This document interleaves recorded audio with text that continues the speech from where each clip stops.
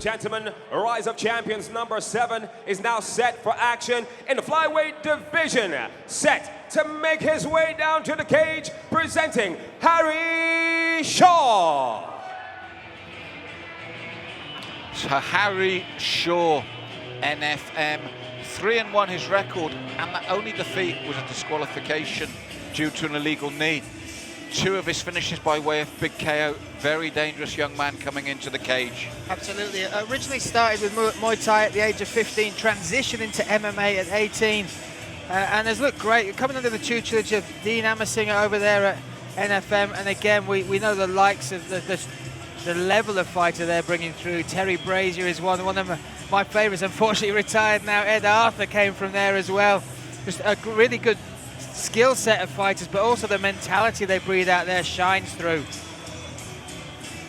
And we mentioned this before, it's not about just their experience, it's the whole mentality, the buzz around the club, the big show expectation. It also drives a hunger within you, doesn't it, to emulate them, to get to the same level. Oh, it adds motivation, momentum to a club, and this when asked about his fighting style, he just says, I love to fight, I love to strike, so let's see what he puts on display today. Opponent set to make his way down to the cage, presenting Adriano Ganna. Well, Brian, as you mentioned before, this will be a home show, as it were, for Adriano Ganna, Team Titan. Coming off a decision loss late last year, his win, though, by way of KO as well. So you look at the 2 men coming into this cage, and you do think fireworks. Oh, fireworks, and he looks the part, doesn't he? Absolutely. Look at the physical, look at the shape, the physique he's come in for this battle. And he's fought twice. Once won his debut in the second round by TKO, but lost his second fight only by decision, as he said, in September. And now it's about how he bounces back from that. But he's got all the traits of being another exciting fighter coming out of Team Titan. That's right. As we said, a very dangerous opponent in the opposite corner. A man who's only known loss through an illegal strike. But when you look at the percentage between the 2 men of the KOs, you're thinking maybe this one has an opportunity not to go the distance. And now, inside the cage, ladies and gentlemen, the following contest is brought to you by Official Watches and officialwatches.com. ROC number 7 now set for amateur action. 3-minute rounds in the flyweight division. We introduce first now the blue corner, standing at 5 feet 11 inches tall and weighed in at 159 pounds even. As an amateur, a single defeat. As an amateur, 3 victories against a single defeat, representing NFM. He is Harry Shaw. And across the cage, his adversary in the red corner, standing 5 feet 10 inches tall and weighed in an official 144.2 pounds. As an amateur, a single victory against a single defeat, representing Team Titan, presenting AJ Adriano Ganna. When the action begins, your referee in charge, Sam Amidi.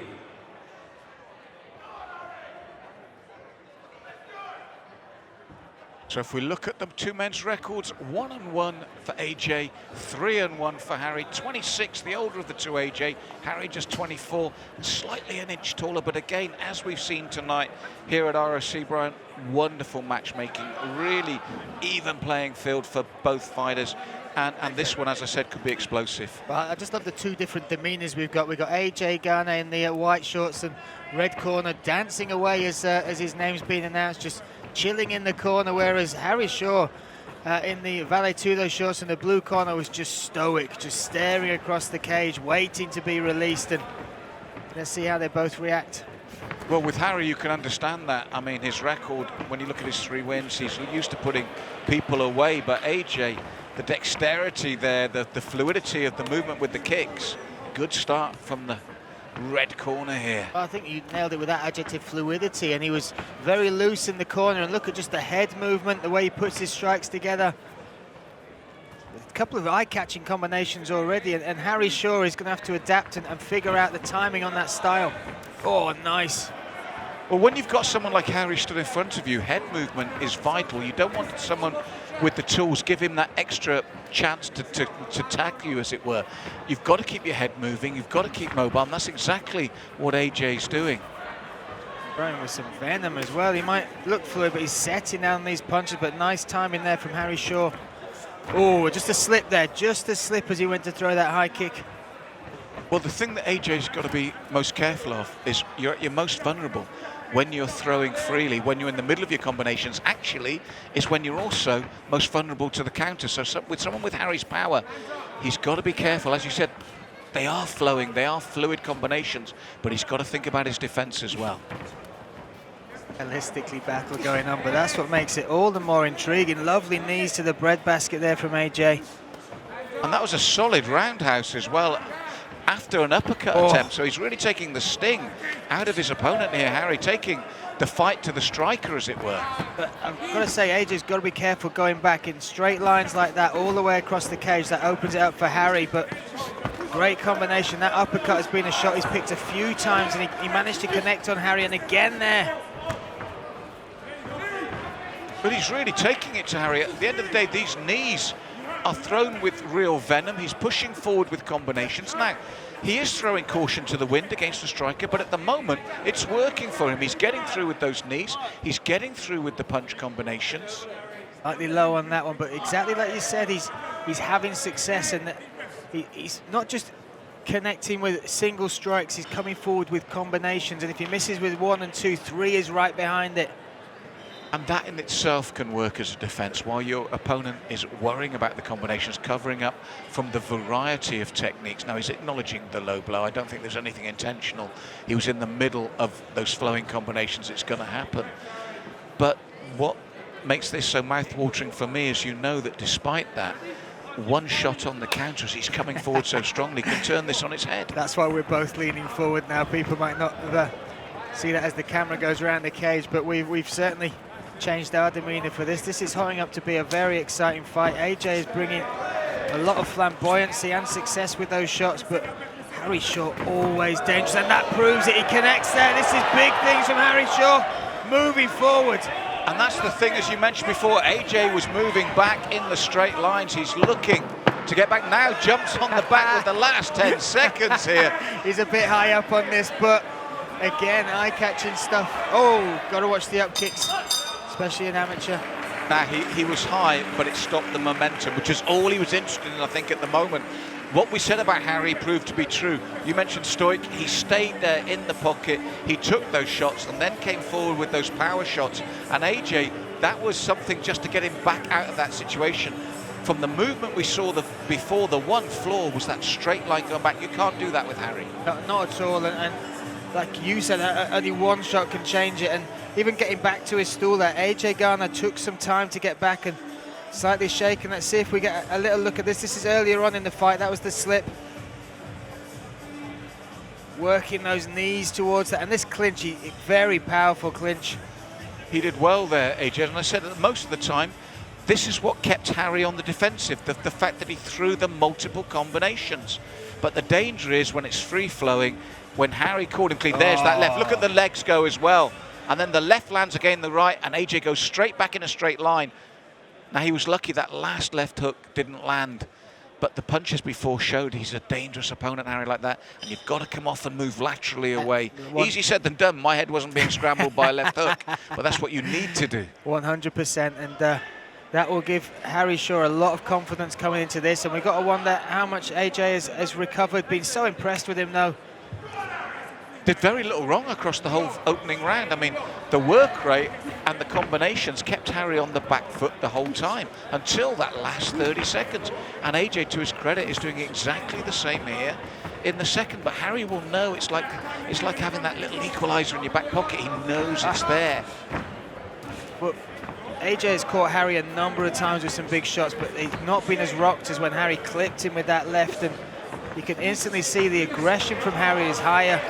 And a nice exchange in these. They're really burying that nicely into the liver there of AJ Ganna. It was that left knee consistent like a piston engine there, 3-4 in a row from Harry.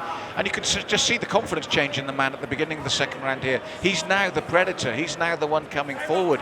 And as you said, Brian, it could be little things like, I've taken your best shots, but I saw you wobble with mine. And he's walking forward now, and this is dangerous times for Oh, him. and he catches him again, that's a big right hook, and now Sam Amidi's on top of this. Oh, he's covering up, it's just... Oh, those left and right knees as well. Oh, he threw the knee. I'm not sure. And it's to the head, possibly. Yeah, it was to the head, but I'm not sure that connected. I'll have to watch the replay. It didn't seem to connect. And you can see the frustration. Harry was just caught in the midst of battle. It wasn't a case of... He got carried away, Brian. And this is the thing now. Whether he gets a point deducted, whether anything happens about it, AJ is now getting time to recover. Yeah. A more calm, composed finish here after he did the initial damage. And he might have his hands raised. Sam was ready to step in. Instead, he doesn't know whether he's going to get a point deducted, but whatever happens, AJ now has had time to recover when he was on the ropes, metaphorically, rocking and rolling from that assault. Just a bit too carried away there. It's amateurs, I appreciate that. But a more composed finish, that'd have been over now. Absolutely. I would like to see that replay to see how close that knee was or how badly it connected. Still, a knee to the head is a knee to the head, and that's absolutely right from Sam Amidi to stop the action. But AJ Ganna willing to continue. Let's see how much he's recovered. Well, it gave him every opportunity, but I just feel now that Harry's in predator mode. And look at the way he closes the gap now. He's willing to stand and stay in front of AJ. It's a huge difference now. Oh, and look at the reaction. There's some huge shots again. And what he's done there by taking the confidence of AJ is stop the movement. And that was one of his biggest assets, one of the roots to his weapons. And again, going straight back. And AJ looks tired now from these shots. That right hand, there's the equaliser once more. And now the left. AJ looks to come back, but that's even more dangerous because he will be wide open to Harry now. And as I said, the demeanour of both, the way Harry... Look, he doesn't want to move back. Before, he was giving ground and allowing the combinations from AJ. Now, look how close he stays. He's willing to take that to fire back. It's a gutsy performance from AJ. That was a big roundhouse, but this is why AJ's under pressure now, because Harry is staying there and he's hurt again. And you can see the confidence coming out of AJ, and even the way he went back against the fence then. Still, every so often you see him right there, the big uppercuts, trying to get something to get some respect back, but Harry Shaw showing no signs of respect, and that's enough for Sam Amidi to finish it. Quite rightly, I think, as well. More damage was coming. The writing was on the wall, Brian, from that stoppage. The stoppage would have been earlier if he hadn't got carried away. AJ's obviously not happy with the stoppage. He's a proud man. The medic's taking him straight out to check him over. I'm not sure it's the stoppage or the performance. He looks a little bit disappointed that he got caught, because I'm sure he would have thought he had that fight in his hands. That first round was very impressive. The movement in particular, opening up a load of angles to cause damage to Harry, but then Harry just got stronger and stronger. Really impressed with this young man, and what a force to reckon with. I agree with you. And the thing was, in the second round, Harry was willing to stay in the centre and stay with him. Even when AJ was throwing good combinations, Harry never moved away from these knees and the right uppercut. He's dismantling AJ here. And look, straight line back, suddenly that confidence drained. And Harry is never more than half a step away from him, looking to drive these shots in. It was a complete turnaround. And as you mentioned in the first, the key was Harry took the shots and then AJ just couldn't take the replies. Ladies and gentlemen, our referee called a stoppage to this bout at 2 minutes 28 seconds into round number 2, declaring your winner by TKO with strikes in the blue corner, Harry Shaw.